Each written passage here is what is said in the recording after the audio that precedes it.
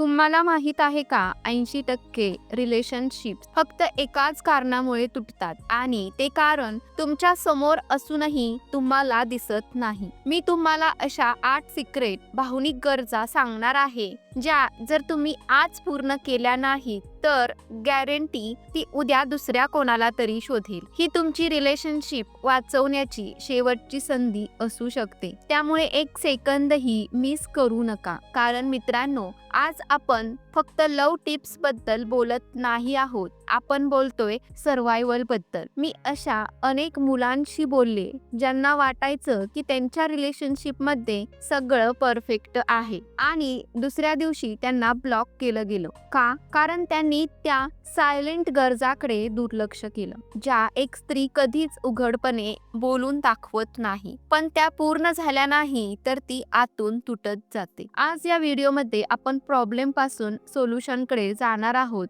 मी तुम्हाला फक्त प्रॉब्लेम सांगणार नाहीये, तर त्या 8 गरजा पूर्ण कशा करायच्या याचे फिजिओलॉजिकल हॅक्स सुद्धा सांगणार आहे. तर तुम्ही 5व्या आणि 7व्या नंबरची गरज पूर्ण केली तर मी लिहून देते की तुम्हाला सोडून जाण्याचा विचार सुद्धा स्वप्नात करणार नाही. चला तर मग सुरू करूया रिलेशनशिप वाचवण्याचं हे मिशन. गरज पहिली, ऐकले जाण्याची तीव्र इच्छा. ही पहिलीच गरज आहे जिथे 99% पुरुष नापास होतात. लक्ष देऊन ऐका. जेव्हा ती तुमच्याकडे येते आणि म्हणते, आज ऑफिसमध्ये खूप त्रास झाला, बॉसने मला सर्वांसमोर ओरडलं, तेव्हा तुमचं इंजिनियर डोकं काय करतं? तुम्ही लगेच सोल्युशन मोड मध्ये जाता. तुम्ही म्हणता, अगं सोडून दे ना, तू जॉब चेंज कर किंवा HR कडे तक्रार कर. चूक. तिला तुमच्याकडून सोल्युशन नको आहे. तिला वाटतंय की तुम्ही तिचं म्हणणं समजून घ्यावं. जेव्हा तुम्ही लगेच सल्ला देता तेव्हा तिला वाटतं की तुम्हाला तिचं बोलणं ऐकण्यातच रस नाही. तुम्हाला फक्त विषय संपवायचा आहे. फिजिओलॉजी फॅक्ट, स्त्रियांसाठी बोलणे ही फक्त एक भावनिक प्रक्रिया आहे, तर पुरुषांसाठी ती एक माहिती देण्याची प्रक्रिया आहे. जेव्हा ती तिची समस्या सांगते तेव्हा तिला व्हॅलिडेशन हवं असतं. सोल्युशन काय आहे? पुढच्या वेळी जेव्हा ती अशी तक्रार करेल तेव्हा सल्ला देऊ नका, फक्त 3 मॅजिकल शब्द वापरा. हे खरंच खूप वाईट झालं किंवा मला समजतंय तुला काय वाटत असेल. जेव्हा तुम्ही तिला फिक्स करण्याऐवजी फील करायला लागता तेव्हा तिची पहिली भावनिक गरज पूर्ण होते. तिला वाटतं हा माणूस मला समजून घेतोय. जर हे तुम्ही केलं नाही तर ती असा माणूस शोधेल जो फक्त तिचं ऐकून घेईल आणि तिथेच गेम बदलतो. गरज दुसरी, सुरक्षिततेची भावना. तुम्हाला वाटत असेल, अरे मी बॉडी बिल्डर आहे, मी तिचं रक्षण करू शकतो, पण तिला सुरक्षित वाटत नसेल का? मित्रा, इथे आपण फायटिंग बद्दल बोलत नाही आहोत. स्त्रियांची दुसरी सर्वात मोठी गरज आहे इमोशनल सिक्युरिटी. याचा अर्थ काय? याचा अर्थ असा की जेव्हा ती तुमच्या सोबत असते तेव्हा तिला हे माहीत असायला हवं की ती जशी आहे तशी वागू शकते. तिला रडावंसं वाटलं तर ती तुमच्या समोर रडू शकते का? की तुम्ही तिला काय नाटकं आहेत ही म्हणून गप्प करता? जर ती तुमच्या समोर मोकळेपणाने तिचे विचार मांडू शकत नसेल, तिला भीती वाटत असेल की तुम्ही तिला जज कराल, चिडाल किंवा सोडून जाल, तर ती तुमच्या सोबत असूनही एकटी आहे. एक प्रयोग करूया. स्वतःला एक प्रश्न विचारा, शेवटच्या वेळी ती तुमच्या समोर लहान मुलासारखी कधी रडली होती? जर तुम्हाला आठवत नसेल तर धोक्याची घंटा वाजली आहे. जेव्हा एका स्त्रीला हे जाणवतं की तिचा पार्टनर तिच्या भावनांचा आदर करत नाही तेव्हा ती हळूहळू स्वतःला तुमच्यापासून अलिप्त करायला लागते. ती तुमच्याशी बोलणं कमी करते. तुम्हाला वाटतं सगळं शांत आहे, पण प्रत्यक्षात ती वादळापूर्वीची शांतता असते. तिला सांगा, तू काहीही फील करत असशील तरी मी इथेच आहे, मी तुला जज करणार नाही. हे वाक्य तिला तुमच्या प्रेमात पुन्हा पाडू शकतं. गरज तिसरी, कौतुक आणि प्रशंसा. तू खूप छान दिसतेस हे तुम्ही दिवसातून किती वेळा म्हणता? किंवा त्याहीपेक्षा महत्वाचं, तू हे जेवण किती छान बनवलंस किंवा तू घराची काळजी किती छान घेतेस हे तुम्ही कधी बोलता का? तिसरी गरज आहे ॲप्रिशिएशन. जेव्हा तुम्ही रिलेशनशिपच्या सुरुवातीला असता तेव्हा तुम्ही तिचं खूप कौतुक करता, पण 1-2 वर्षानंतर हां ठीक आहे, नेहमीच आहे.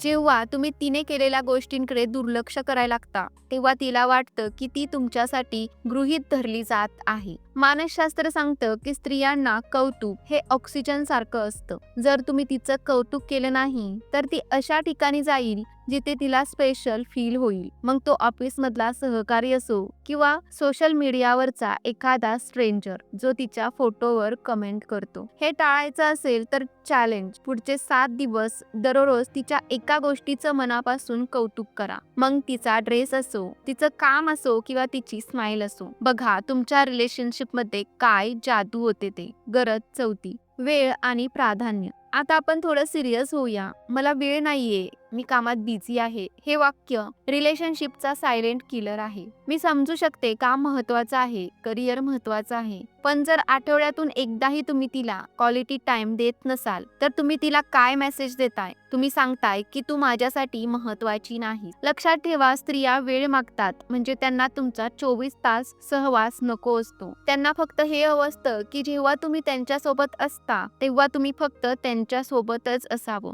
जर तुम्ही डिनरला गेलात आणि सारखं मोबाईल चेक करत असाल तर तुम्ही तिथे असूनही तिथे नाही आहात. ही गरज पूर्ण न झाल्यास काय होतं? ती हळूहळू स्वतःचं जग करायला लागते ज्यात तुम्ही नसता. ती मित्रमैत्रिणींमध्ये, हॉबीजमध्ये किंवा दुसऱ्या कुठल्या तरी गोष्टीत स्वतःला गुंतवून घेते आणि जेव्हा तुम्हाला वेळ मिळतो तेव्हा ती तुमच्यासाठी अवेलेबल नसते. आठवड्यातून फक्त 2 तास नो फोन झोन ठेवा. फक्त गप्पा, वॉक किंवा मूवी. तिला दाखवून द्या की ती तुमची प्रायोरिटी आहे, ऑप्शन नाही. आपण निम्म्या टप्प्यावर आलो आहोत. पुढच्या 4 गरजा खूप डीप आहेत आणि बहुतेक मुलं इथेच मार खातात. विशेषतः 7 नंबरची गरज जर तुम्ही मिस केली तर तुमचं ब्रेकअप पक्क आहे. गरज 5, लहान सहान रोमॅन्टिक गोष्टी. 5वी गरज आहे रोमॅन्सची, पण बेडरूम मधल्या रोमॅन्सची नाही. मी बोलते नॉन सेक्स्युअल इंटिमेसी बद्दल. तुम्ही शेवटच्या वेळी तिचा हात कधी पकडला होता किंवा तिला फक्त मिठी मारली होती कुठल्याही अपेक्षेशिवाय. जेव्हा तुम्ही तिला फक्त तेव्हा स्पर्श करता जेव्हा तुम्हाला सेक्स हवा असतो, तेव्हा तिला वाटतं की ती फक्त एक वस्तू आहे. हे ऐकायला कडू वाटेल पण हे सत्य आहे. स्त्रियांना कनेक्शन हवं असतं. अचानक कपाळावर किस करणे, स्वयंपाक करताना मागून मिठी मारणे, टीव्ही बघताना तिचा हात हातात घेते. या गोष्टी तिच्या मेंदूमध्ये ऑक्सिटोसिन रिलीज करतात. जर हे रिलेशनशिप मधून गायब झालं तर रिलेशनशिप ड्राय होते आणि कोरडी झाडं लवकर जळतात. मित्रांनो, तिला तो जुना रोमॅन्स हवा असतो जो सुरुवातीला होता. तो मेलेला नाहीये, तुम्ही त्याला मारलाय. त्याला पुन्हा जिवंत करा. गरज 6, पारदर्शकता आणि विश्वास. 6वी गरज ट्रस्ट, पण इथे ट्विस्ट आहे. विश्वास म्हणजे फक्त हे नाही की तुम्ही फसवत नाही आहात. विश्वास म्हणजे पारदर्शकता. तुम्ही तुमचा फोन लपवता का? पासवर्ड बदलता का? जेव्हा ती विचारते कोणाचा फोन होता तेव्हा तुम्ही चिडता का? जेव्हा तुम्ही गोष्टी लपवता तेव्हा तुम्ही तिच्या मनात एक असुरक्षिततेचे बी पेरत असता. तिला वाटतं नक्कीच काहीतरी गडबड आहे. एका स्त्रीची इंट्युएशन खूप पॉवरफुल असते. तिला बरोबर कळतं जेव्हा तुम्ही काहीतरी लपवता. जर तुम्ही तिची गरज पूर्ण केली नाही म्हणजे पूर्ण मोकळेपणा, तर ती संशयी बनेल आणि एक संशयी पार्टनर कोणालाच आवडत नाही. पण तिला संशयी बनवणारे तुम्हीच आहात. तिला तुमच्या आयुष्याचा ओपन बुक व्हायचा आहे. जेव्हा तुम्ही तिला सगळं सांगता तेव्हा तिला वाटतं की ती तुमच्या टीमचा भाग आहे. गरज 7, भावनिक आधार आणि वाढ. हीच ती गरज आहे जिच्याबद्दल मी बोलत होते.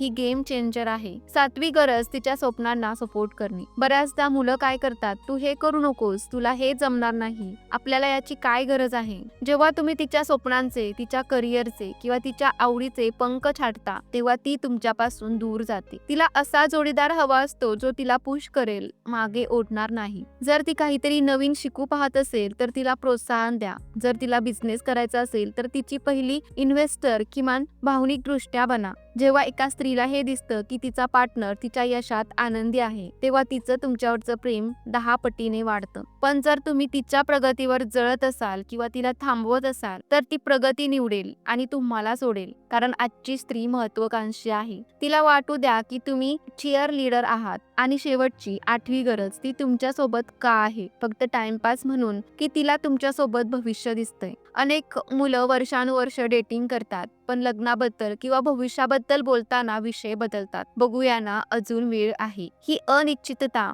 तिला आतून खात असते. तिला स्थैर्य हवं असतं. तिला जाणून घ्यायचं असतं की हे नातं नक्की चाललंय कुठं. तर तुम्ही तिला भविष्याबद्दल स्पष्टता दिली नाही तर तिला वाटेल की तुम्ही तिच्याबद्दल गंभीर नाही आहात आणि मग ती असा माणूस शोधेल जो तिला कमिटमेंट देईल. तुम्हाला लगेच लग्न करण्याची गरज नाहीये, पण किमान तुमचा प्लॅन काय आहे हे तिला सांगणे गरजेचं आहे. पुढच्या 2 वर्षात आपण इथे असू हे वाक्य तिला जी शांतता देतं ती कशानेच मिळत नाही. तर मित्रांनो, या होत्या 8 भावनिक गरजा. 1 ऐकून घेणे, 2 भावनिक सुरक्षितता, 3 कौतुक, 4 प्राधान्य, 5 रोमॅन्स, 6 पारदर्शकता, 7 तिच्या स्वप्नांना सपोर्ट आणि 8 भविष्याची स्पष्टता. आता तुमच्याकडे 2 रस्ते आहेत. एक, तुम्ही हा व्हिडिओ बघून विसरून जाल आणि जुन्यात चुका करत राहाल, किंवा 2, आज आत्ता या क्षणी यातील फक्त एका गोष्टीवर काम करायला सुरुवात करा. मी तुम्हाला चॅलेंज देते, हा व्हिडिओ संपल्या तिला एक मेसेज करा. फक्त एवढंच लिहा, तू माझ्या आयुष्यात आहेस. यासाठी मी स्वतःला खूप नशीबवान समजतो. थँक्यू. आणि मग बघा तिची रिॲक्शन काय येते.